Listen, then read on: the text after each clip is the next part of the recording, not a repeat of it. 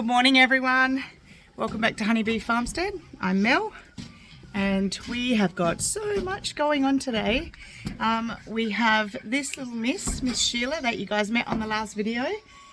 We've made her a little makeshift jumper out of a sleeve of one of Grace's old jumpers that she was throwing out, just to keep her a little bit warmer while she's outside with us, learning how to be an actual sheep. We're going to feed the babies, the baby cows. Brocco's all here ready as well. We're toting bottles. Here we go, look at this cuteness. Hi Sheila. How you going, sweetie? Oh, you look cold. Come out in the sun. Come out in the sun. Come on, baby. These guys are screaming and carrying on, and ducks are laughing. They've all had their food this morning. Yeah, she thinks we're her mum. That'll keep her a bit warmer. Come on, girl. So we're heading off to milk and feed the babies at the same time. And then I'm going to take you on a bit of a journey around our farm, because I think that we've all been called to share our views and our plans and yeah, just what we plan on doing as a collaborative about the soil and our health and the state of our food system and farming in general. And that's this video. So stick around. I'm going to get my chores done and we're going to go for a little journey.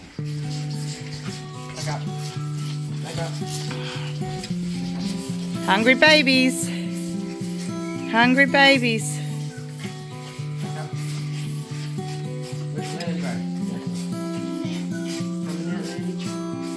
No, I'll shut the gate. So this little guy is Jet. Jettison. She's sweet. Jettison, but Jet for short. I'm going to change that. Hey, change the halter. Little sweet boy. I like them. This guy here is Hamburger. This guy here we've dubbed Jerry.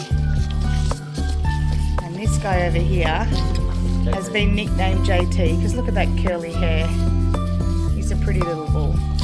Don't fret guys, he's definitely going to get a feed, but we are leaving him till last because he is the most aggressive, and as he's going to be kept as a bull, possibly. Right now the plan is that, it depends on his DNA testing. As he's going to be kept as a bull, we are trying to quieten him and tame him, so we make sure he goes last. On to milking, because this little lady's waiting patiently. Aren't you, sweetheart? You ready to be milked? Hey? So we've fed everyone. We've tried to milk Deirdre, but it looks like Clementine has figured out the nose clip.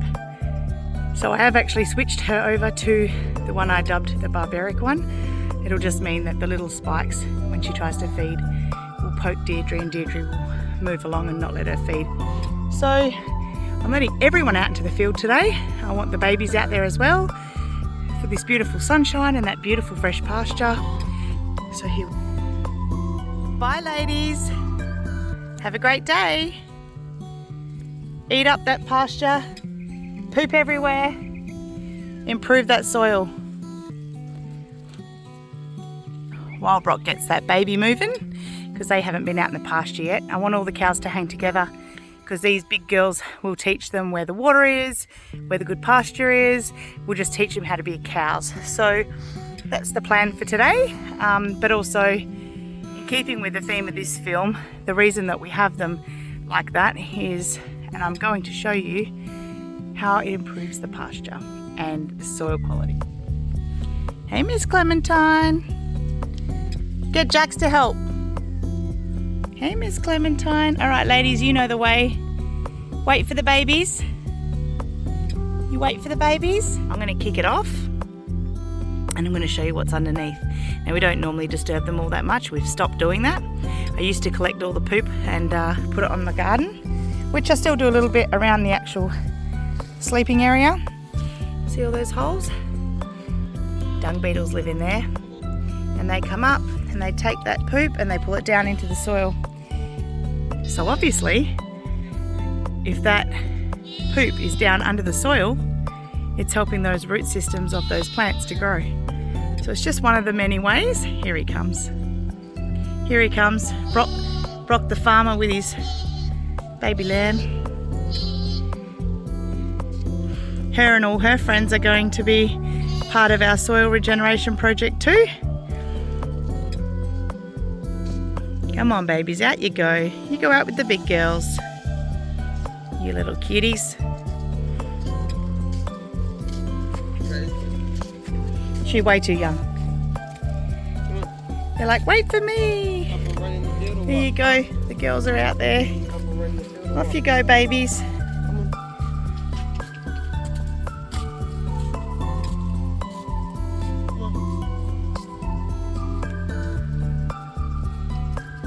Oh, look at her. She's bouncing around.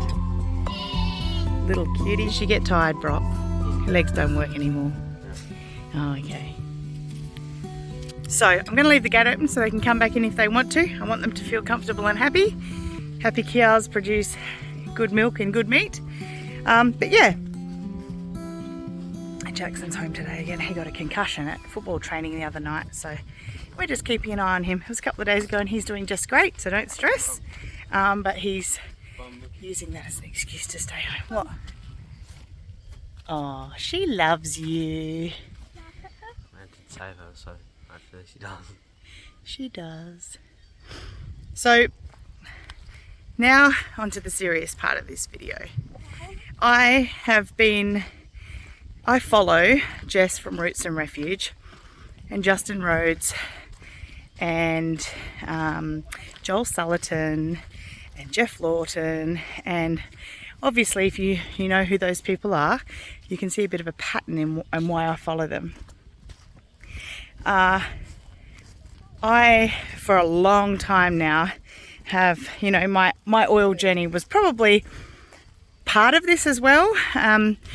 Learned about nutrition, learned about health, learned about food and how to heal the body naturally.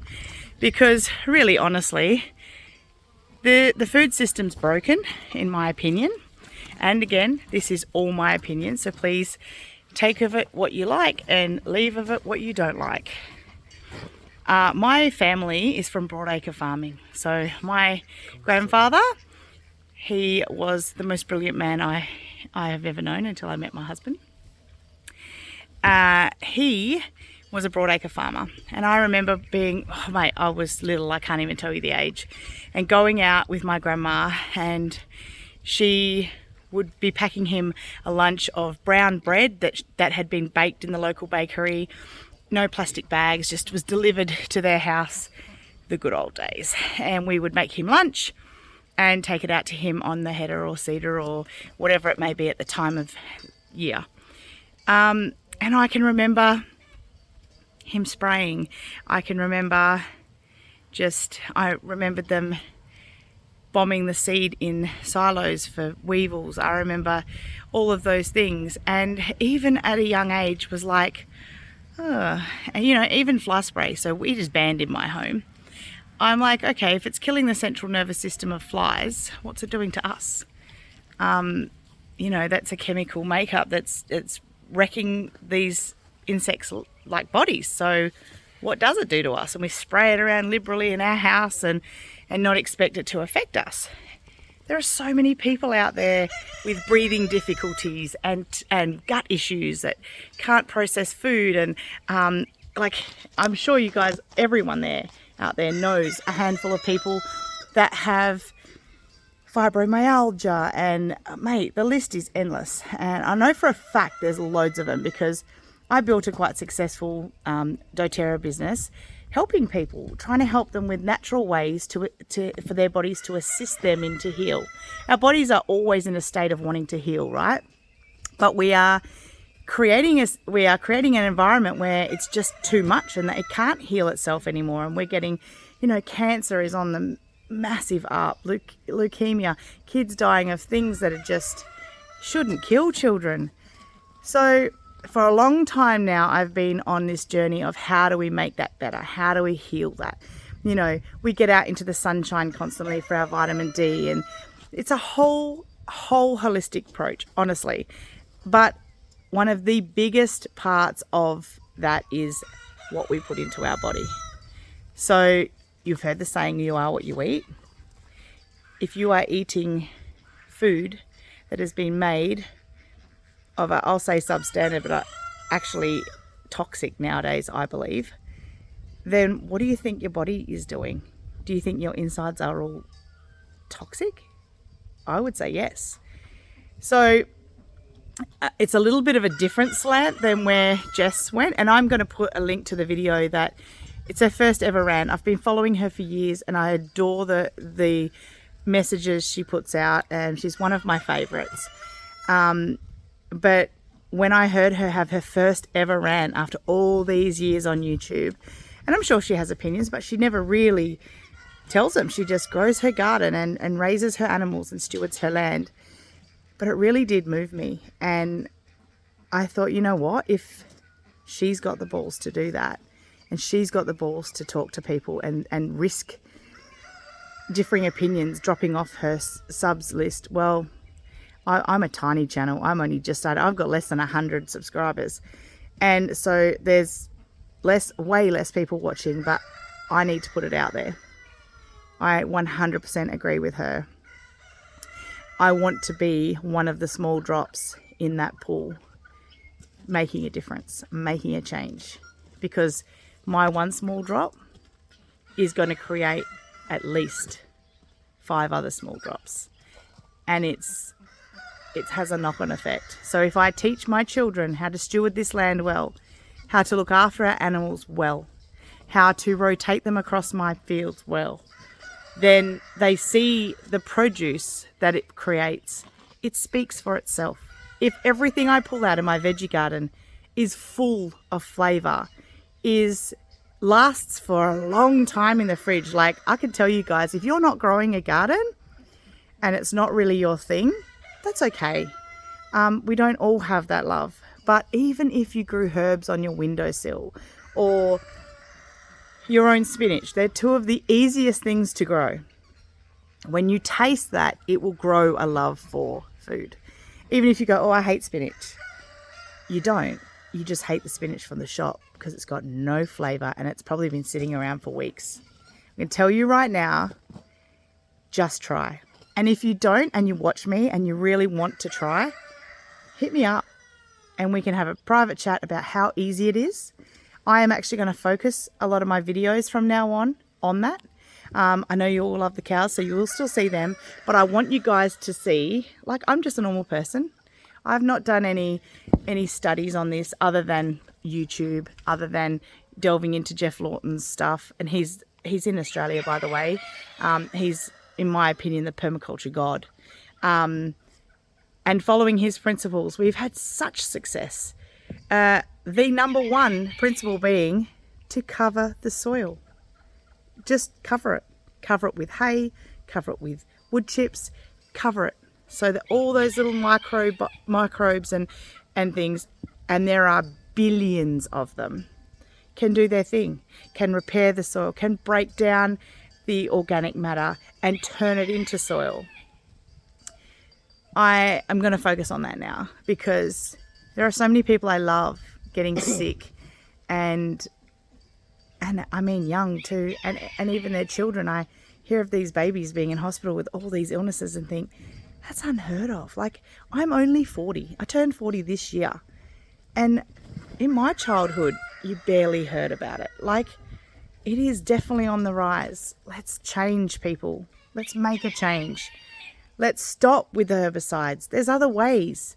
You know, if you have weeds in your garden and you hate dealing with them, go to your local Bunnings. They've got loads of boxes in their box bay. Go to your local, all your supermarkets, or your furniture retailers, etc., etc. Use your imagination and get their boxes. Get their old boxes. They will be happy to give them to you because it means they don't have to pay to have them taken away and put in landfill. Take all the plastic off that box and put it flat packed, lay it on those weeds, and then put a heap of mulch on, and you've done it. You've killed the weeds in that area. and you can grow straight into that. Once you've put that down, put soil on top, put mulch on top, and grow straight into that pile. Promise you it'll work, and it will stop the weeds. That's what I do. These guys here, the chooks and the pigs, they're all part of my bigger plan. I'm not the first one doing it. I'm just following people that it made sense. You know, Joel Sullivan. I'll put the links to all these guys' YouTube channels out there. And if you haven't checked them out, go and check them out. You will be so inspired. Look at this guy, 14. And he's seen it. And he's all about nature anyway. If you follow his YouTube channel, you'll see that. But, you know, and everywhere we go, we'll be driving. Oh, there's a pile of rubbish there. Someone's thrown rubbish out. He stops and picks it up. You know, we've raised them that way. You can do the same. Raise your kids that way. We have to be the difference because our earth is really hurting. And I hate to sound like people hear that and just think, oh, God, not another one. I know how it sounds. But it's true, guys. It's so true. We all love our kids, right? And if you don't have kids, nieces and nephews, best friends' kids, grandchildren, you know deep down in your gut, things are damaged and we can be the answer. And I'm going to focus on that. We are going to still see the stuff we've been seeing, but I want to show you guys how we garden, how we eradicate weeds, how we use... I keep bees, so for the longest time I've not used herbicides and I have not used pesticides, and I found ways to deal with everything. The only thing that we haven't is mosquitoes, and we just put a little zappy light out, and it feeds the frogs when they drop it. Like all the mozzies drop down on the deck and you'll find frogs everywhere eating their lovely fried meal. So there is an answer to every pest or weed on your property, and that answer is not herbicides and pesticides. You guys, we can do this. Birds, chickens, ducks, turkeys, quail, guinea fowl, you name it. Look at this area. This was rife with weeds, and I'm talking Cape weed. This African love grass is going to take them a little longer to get out. But they will. If you look at this chicken pen behind, they have completely eradicated everything green in there and killed the whole lot. But they've also left their deposits of nutrient-rich poop everywhere. So, most people can keep chickens, possibly ducks, definitely quail, probably not guinea fowl and turkeys because they're quite loud and noisy, but everyone can do that. Not only will you get fresh eggs, but they turn the soil over, they dig through it, they deposit their poop. Easy. And aren't they fun to watch? So there's one way. They also turn all of your scraps from your kitchen into eggs and poop. And both of those things, I love chicken poop as much as I love chicken eggs, because that stuff is magic for rejuvenating the ground. Another way, see all these old catalogues behind me? Old Bunnings catalogues. When they're expired and no longer relevant, ask them, have you got any old expired catalogues? And if they say, oh no, we've thrown them out, just go, would you mind saving them for me? Pretty easy. That's what I did at my local Bunnings. And we're going to show you another way. Jackson here, he's got a heap of boxes. See our big pile of boxes there? You just make sure that all the plastic is removed. So that's essential. And we're going to go down and we're going to stop the weeds in a garden bed. Follow along. Let's go, darling. Come on, Luna. Come on. Luna, come on. We have to make sure that Luna doesn't eat the lamb. Come on. So here, actually, you can see we've already started doing that. So see here, this is how we do our garden beds. So there is hay sprouting in there, if you can see there. But that's because we've put cow poop on top of the box. So that's just sprouting out of the cow poop, which is no big deal. And here's an example. Everywhere that the boxes are laying, there is no weeds. We didn't put a box in that corner. Weeds. So every one of these garden beds, before we filled it, was full of boxes at the bottom, stopping the weeds from being able to sprout. So Jaxie, pull it apart and show everyone how it works. Where are we going to do it? In this garden bed up here? Yeah, so. All right, we're going to do it here. Look at this one. This has got loads of weeds in it, guys. It's really easy. So there's 2 different methods. There's 100 methods actually. And we're going to go through a lot of them. In the gaps between the garden beds, you can lay, just lay it flat on the weeds. You don't even have to pull them, nothing. Just put it up to the edge, flatten it down. It is as simple as that, guys. Same applies to these newspapers. Now, yes, there are staples in them, but they will rust and eventually break down. So we're not concerned about that. You can lay that all the way, overlapping. You know, there's no drama with it, with using loads and loads of it. As soon as you cover the ground with that and put a bit of dirt on, it'll encourage the worms up. So not only are you killing your weeds, but the worms are coming up and they're feasting off the cardboard and they're feasting off the dead weeds underneath, and they're turning all that beautiful stuff back into nutrient-rich soil. You just can't go wrong. So I'll put some more in here. There we go. Even overlap it.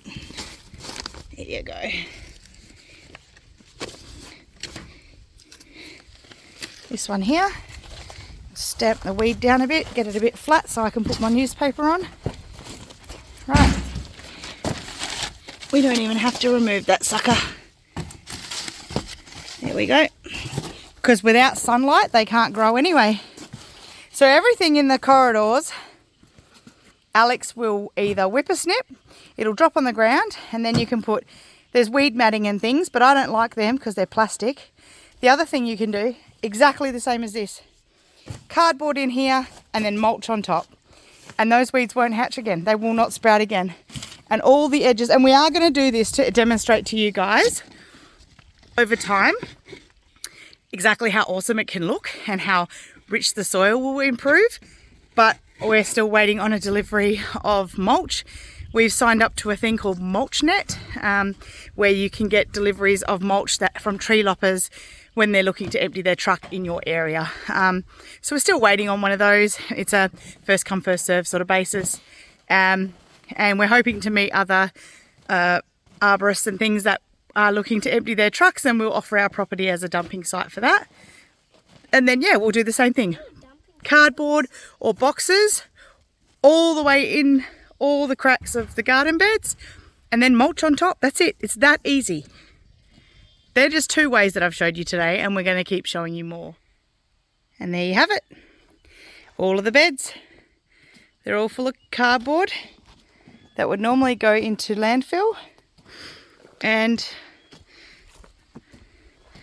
instead they're going to come and go into the bottom of my garden beds, stop the weeds, encourage the worms and feed the worms, and break down, adding it into the soil. How amazing is that? Everyone can do it. And if you stop all of those boxes and all of those catalogues. Now, I do want to say one little thing. Catalogues that have a waxy outside, I know the Coles catalogues do, and possibly even the Woolies catalogues. I mean, who even gets them anymore? I don't even pick them up. I think they're the worst thing to happen to our environment. So I haven't had them for ages. There's a really cool app you can get on your phone called Shop Fully. Check it out. It's really awesome. And it has every catalogue for every shop in your whole area on your phone. You don't need to encourage them to cut trees down and make catalogues. And all the waxes and dyes and crap they use in it. Let's not, guys. Let's not be part of that. Let's just get this Shop Fully app and have them at our fingertip in one place on our phone. Let's not fill our bins up with it and all that sort of stuff. But yeah, start doing it, guys. It's so easy, and it's the outcome from it is just so worth it. And you know what? Even if you don't have a big piece of land or whatever, you can use it. You can utilize it and feel good about it. Like, it does feel really good to be doing that, and know that your kids and grandkids and all your friends' kids are growing up in a world where we're not going to have a massive waste issue. How good's that? Stay tuned for more amazing tips. Let's be that drop. Thank you, Jess, so much. I don't think you'll ever see this, but I'm putting it out there to the universe. Thank you, Jess. Thank you, Mark from Self Sufficient Me. Thank you, Jeff Lawton.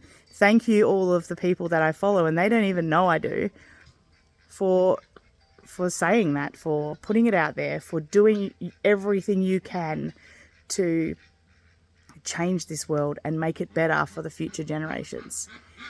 Thank you so much for watching. I know that was a lot, but I had to do it. Like, it's something I feel deep in my soul, and have done for a long time. Anyone that knows me, and that's probably all of you guys watching now, know that that's what I'm about.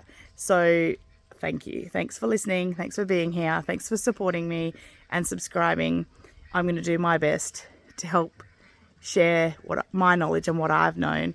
And even if it is to send you to one of those channels that is all beneficial. Have a great day, guys. I'll see you on the next video.